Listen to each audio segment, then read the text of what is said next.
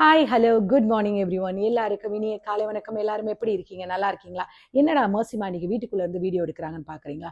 ஒன்றும் இல்லைங்க, வெளியில் நின்று எடுக்கணும்னா ஒரே இரைச்சல் சவுண்ட், அந்த ரோட்டில் போகிற வண்டிகளோட சவுண்டு. என்னால் அந்த நான் பேசுகிற சவுண்டு எவ்வளோதான் கத்தி பேசினாலும் அந்த வாகனங்களுடைய சவுண்டு ரொம்ப கேட்குது.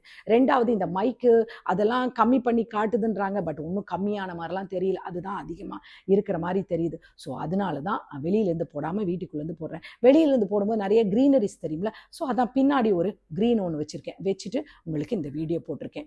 இன்னைக்கு நம்ம பேச போகிற விஷயம் என்னென்னா, நம்ம எவ்ரிடே டே டு டே லைஃப்பில் நம்ம பண்ணுற ஒரு தப்பை பற்றி தான் பேசுவோம். என்னென்னா, நம்முடைய குறைகளை, எந்த நேரமும் நம்முடைய குறைகள் தான் நமக்கு மேலோங்கி இருக்குல்ல. நம்மளுடைய நல்ல விஷயங்களை விட நமக்குள்ள குறைகள் தான். ஐயோ என்கிட்ட அது இல்லை, இது இல்லை, நான் இப்படி இருக்கேன், நான் நல்லா இல்லை, என்னுடைய செயலெல்லாம் நல்லா இல்லை, அவன் நல்லா படிச்சிருக்கான், நான் படிக்கலை, அவன் பண்ணுற ஒர்க்கெல்லாம் நல்லா இருக்குது, நான் எவ்வளோ ஹார்ட் ஒர்க் பண்ணாலும் என்னால் மார்க் எடுக்க முடியல, ஆஃபீஸில் நான் எவ்வளவு தான் ஒர்க் பண்ணாலும் என்னோட ஆஃபீஸில் அந்த ப்ராப்பரான அந்த டார்கெட் அடைய முடியல, என்ன என் குறைகள் இருந்துக்கிட்டே தான் இருக்குன்னு நம்ம எப்போவுமே நம்முடைய குறைகளை மட்டும்தான் நம்ம மேம்படுத்தி பார்க்கணும். அதே மாதிரி வீட்டில் இருக்கிற ஹவுஸ் ஒய்ஃபும் அப்படி தான். நான் எவ்வளோதான் நல்லா பண்ணாலும் ஹஸ்பண்ட் என்னை ஒரு அப்ரிஷியேட் பண்ணி ஒரு விஷயம் சொல்ல மாட்டேன்றாரு, மாமனார் மாமியாரை சாட்டிஸ்ஃபை பண்ண முடியல, அவங்களுக்கு பிடிக்கல, ஏதோ ஒரு விஷயத்தில் அவங்களுக்கு நம்ம மேலே வெறுப்பு வந்துட்டே இருக்கு, என்னதான் பண்ணுறது அப்படின்னு யோசிச்சுட்டே இருக்கும். குறை இல்லாத மனுஷங்க இந்த உலகத்தில் இருப்பாங்களா? எல்லாருக்கிட்டையும் குறைகள் இருக்குது. ஆனால் நம்ம அந்த குறைகளை என்ன பண்ணுறோம்னா, நம்ம அதை அப்படியே அக்செப்ட் பண்ண கற்றுக்க மாட்டேன்றோம். நம்மளை நேசிக்க தொடங்கினாதான் நம்மளோட குறைகளையும் நம்ம அக்செப்ட் பண்ணுவோம் இல்லையா? நமக்கு அந்த பழக்கமே கிடையாது. நம்ம இந்த குறைகளுக்காக என்ன பண்ணுறோம், மோஸ்ட் ஆஃப் த டைம் கடவுள் மேலே ப்ளேம் போடுறோம். கடவுளே என்னை ஏன் இப்படி குறையா படைச்ச, ஏன் எனக்கு இந்த சப்ஜெக்ட் மட்டும் எனக்கு ஏறவே மாட்டேங்குது, நான் எவ்வளோ ஹார்ட் ஒர்க் பண்ணாலும் இப்படி இருக்கேன், ஏன் எனக்கு இந்த காரியம் மட்டும் நடக்க மாட்டேங்குது அப்படின்னு யோசிக்கிறோம். அது எப்படிங்க? குறை இல்லாத மனுஷங்க இந்த உலகத்தில் இருப்பாங்களா? எல்லாருக்குள்ளேயும் குறைகள் இருக்குது. ஒரு சிலர் தன்னுடைய உடல் குறைகளை பார்ப்பாங்க, வெளியே அவுட்டர் அப்பியரன்ஸ், அவன் அவ்வளோ நல்லா இருக்கான், நான் இப்படி இருக்கேன், எனக்கு என்ன இருக்குது, ஏன் நான் பார்க்கவே நல்லா இல்லை, நான் ஒரு குறையாக இருக்கேன்னு சொல்லுவாங்க. சிலர் அவங்களுடைய இன்னரில் இருக்கிற, அதாவது அவங்களுடைய ஒர்க்குகளை பற்றி செய்யும்பொழுது அந்த மனக்குறைகளை பெரிய குறைகளாக பேசிகிட்டு இருப்பாங்க. கிடையாதுங்க, குறைகள் எல்லாமே நம்முடைய பார்க்குற பார்வைகளில் தான் இருக்குது. அந்த குறைகளையே நீங்கள் ஒரு பாசிட்டிவாக கொண்டு போகிறதும் உங்கள் கையில் தான் இருக்குது. அந்த குறைகளை ரொம்ப உங்களுக்குள்ள நெகட்டிவாக கொண்டு போய் இன்னும் அந்த குறைகளுக்குள்ளேயே நம்ம அமுங்கி நம்முடைய வாழ்க்கையை கெடுக்கிறதும் அது உங்கள் கையில் தான் இருக்குது. சரிங்களா? பக்கத்து வீட்டுக்காரனை பார்ப்போம், அவன் நல்லா இருக்கிற மாதிரி நம்ம கண்ணுக்கு தெரியும். என்னடா அது, நம்மளை விட அவன் கம்மியாக ஹார்ட் ஒர்க் பண்ணுறான், நம்மளை விட அவன் அவ்வளோ படிக்கலை, ஆனால் அவன் இப்படி இருக்கிறானே, நான் எவ்வளோ படிக்கிறேன், மார்னிங்லேருந்து நைட் வரைக்கும் அவ்வளோ வேலை பார்க்குறேன், எவ்வளோ செய்கிறேன், ஆனால் என்னுடைய வாழ்க்கையில் மட்டும் எந்த ஒரு நல்ல காரியமும் நடக்கலையே, ஒரே குறைகளாகவே இருக்கே, எப்போ பாரு எது செஞ்சாலும் என்ன சொல்ல, ஒரு ஹாப்பினஸ்ஸே எனக்கு கிடைக்க மாட்டேங்குதே அப்படின்னு நம்ம சொல்லிக்கிட்டே இருப்போம் இல்லையா? அதுக்கு காரணம் என்ன? நம்மளை நேசிக்காதது தான் அதுக்கு ஒரு காரணம். இன்னைக்கு ஒரு சின்ன ஒரு கதை சொல்லட்டுமா? அது மூலம் இந்த வீடியோவில் உங்களுக்கு நான் சொல்ல வேண்டிய விஷயம் உங்களுக்கு ரொம்ப தெளிவாக புரிகிற மாதிரி சொல்கிறேன். பட் அது புரிஞ்சுக்க வேண்டியது உங்கள் கையில் தான் இருக்குது. புரியுதுங்களா? சரி, வீடியோக்குள்ளே போவோம். உங்களுக்கு இந்த நான் சொல்ல போகிற விஷயங்களை ஏதேனும் கருத்து மாற்றங்கள் இருந்துச்சுன்னா மறக்காமல் உங்களுடைய கமெண்ட்ஸை எனக்கு சொல்லுங்கள். நான் அதை லைவில் உங்களுக்கு கிளியர் பண்ணுறேன். இது மாதிரி இல்லை வேற ஒரு சில விஷயங்களை பற்றி பேசுங்கன்னு நீங்கள் சொன்னாலும் கீழே உங்கள் கமெண்டில் நீங்கள் போடுங்க. கண்டிப்பாக சொல்கிறேன். நான் சொல்கிற வார்த்தைகள் யாராவது 1-2 பேருக்காவது உபயோகமாக இருந்துச்சுன்னா அது எனக்கு என்ன சொல்ல, ஒரு பெரிய சந்தோஷத்தை கொடுக்கும். சரி, இப்போ நான் ஒரு கதை சொல்லட்டுமா உங்களுக்கு? ஒரு சிறிய கிராமத்தில் ஒரு உழைப்பாளி விவசாயி இருந்தார்.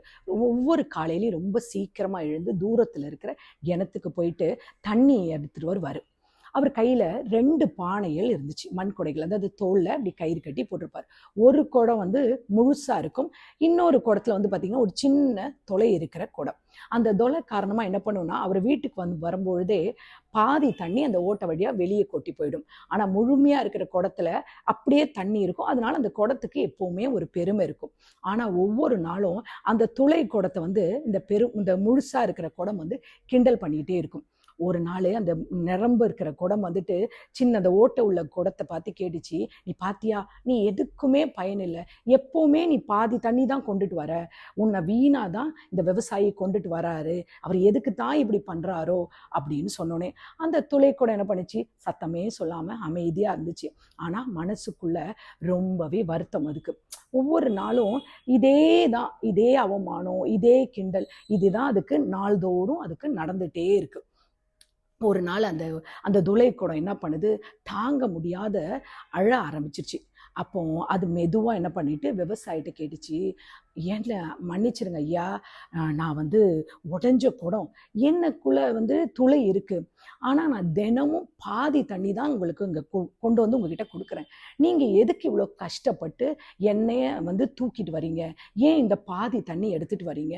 நான் ஒரு பிரயோஜனம் இல்லாதவ மாதிரி இருக்கு. ஆனா அந்த முழு குடம் பாருங்க எவ்வளோ யூஸ்ஃபுல்லா இருக்கு. மன்னிச்சிடுங்கன்னு" சொல்லி அந்த குடம் வந்து விவசாயிட்ட சொல்லிச்சான். விவசாயி சிரிச்சுட்டே சொன்னாராம், "இதுக்கு தான் நீ கவலைப்படுறியா? கவலைப்படாத. நாளைக்கு உனக்கு ஒரு உண்மையை காட்டுறேன்" அப்படி சொன்னிச்சு. அப்போ இனிமே நீ உன்னை நினைச்சு ஒரு நாளும் நீ பயனில்லை அப்படின்னு நீ நினைக்க மாட்ட அப்படின்னு சொன்னாரு. அடுத்த நாள் வழக்கம் போல 2 குடத்தையும் கூப்பிட்டுட்டு அவரு கிணத்துக்கு போனாரு. தண்ணி எடுத்துட்டு வீட்டுக்கு வரும்பொழுது அவர் மெதுவா அந்த ஓட்டை உள்ள குடத்திட்ட சொன்னாரு, "இன்னைக்கு உன் பக்கம் சாலையில இருக்கிற இடத்த பார்த்துட்டே வா" அப்படின்னு சொல்லிச்சான். அப்ப அந்த துளை இருக்கிற குடம் கீழே பார்த்துச்சான். அதுக்கு பயங்கர ஷாக்கு. அது வர பக்கம் இருக்கிறது எல்லாம் அழகா செடி பூக்கள் பூத்து இருந்துச்சான். ரொம்ப அழகா சிவப்பு கலரு, மஞ்சள் கலரு, ரோஜா கலர்ல எல்லாம் அழகான அவ்வளோ அழகா பூக்கள் பூத்து அதுல ஒரு நறுமணம் நல்ல காத்துல ஆடிட்டே இருந்துச்சான். உடனே அதுக்கு ரொம்ப நாள் கழிச்சு அது உடனே சிரிச்சதான். ஆனா வீட்டுக்கு வந்ததும் மறுபடியும் பாதி தண்ணி தான் போயிருக்குன்றத நினைச்சதும் அதுக்கு மறுபடியும் வருத்தம் வந்துட்டு அது மெதுவா விவசாயிட்ட சொல்லிச்சான், "அந்த பூக்கள் எல்லாம் அழகா தான் இருந்துச்சு. ஆனா நான் இன்னும் உங்களுக்கு வந்து முழு தண்ணி கொண்டு வரலையே" அப்படின்னு சொல்லி விவசாயிட்ட வருத்தப்பட்டுச்சான். விவசாயி மறுபடியும் சிரிச்சுட்டு சொன்னாராம். விவசாயி அந்த குடத்தை கீழே வச்சுட்டு சொன்னாராம் அந்த மெதுவா அந்த விவசாயி, "நீ இன்னும் புரிஞ்சுக்கவே இல்லை. நீ பார்த்த இல்லையா அந்த பூக்கள் இருக்கிற எவ்வளவு அழகா உன் பக்கம் மட்டும்தான். ஆனா அந்த இருக்கிற முழு குடத்து பக்கம் இல்லை. ஏன்னா நான் உன் தொலை தெரிஞ்சிருக்கேன்.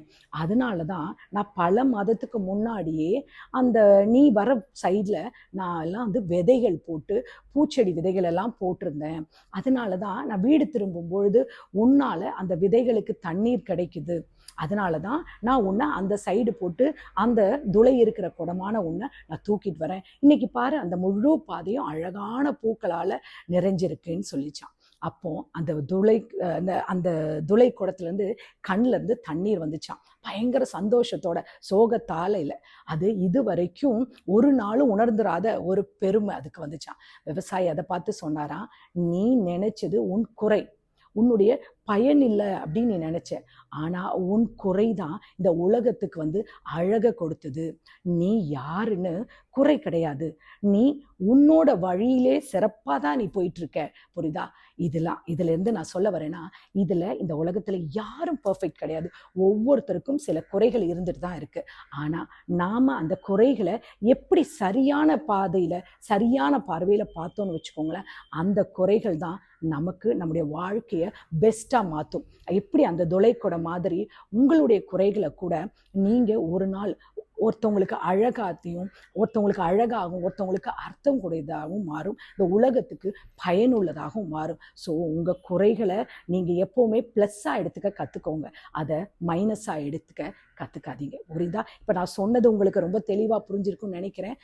இனிமே உங்களுடைய குறைகள் எப்படி இருக்கணும்? நீங்க உங்களுடைய பாசிட்டிவான விஷயமா தான் பார்க்கணும். இனிமே நெகட்டிவாக பார்க்காதீங்க. உங்க வாழ்க்கையில யாரு தோக்கடிக்க வந்தாலும் சரி, புரியுதா? நீங்க சொல்ற ஒரே ஒரு வாரி தான், "நான் பாசிட்டிவானவன். என்னை யாராலையும் தோக்கடிக்க முடியாது. என் குறைகள் தான் எனக்குரிய பிளஸ்ன்னு" நீங்க சொல்ல நினைச்சுக்கோங்க. உங்களுடைய வாழ்க்கையவே அது மாற்றும். ஓகேங்களா? இதுல ஏதேனும் கருத்து மாற்றங்கள் இருந்தா மறக்காம என்னுடைய கமெண்ட்ஸ்ல சொல்லுங்க. இந்த நாள் உங்களுக்கு இனிய நாளா இருக்கணும்னு நான் கடவுளை வேண்டிக்கிறேன். Take care. Bye. Love you all.